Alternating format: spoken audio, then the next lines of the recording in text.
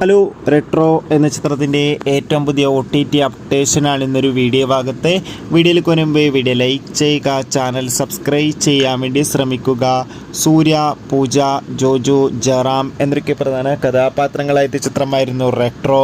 ചിത്രത്തിന് അത്യാവശ്യം ഒരു അഭിപ്രായം മാത്രമായിരുന്നു സ്വന്തമാക്കാൻ വേണ്ടി സാധിച്ചിട്ടുണ്ടായിരുന്നത്. എന്നാലും എല്ലാ സിനിമാ പ്രേമികളും ഒരേപോലെ റെട്രോ എന്ന ചിത്രത്തിൻ്റെ OTT റിലീസിനായി കാത്തിരിക്കുകയായിരുന്നു.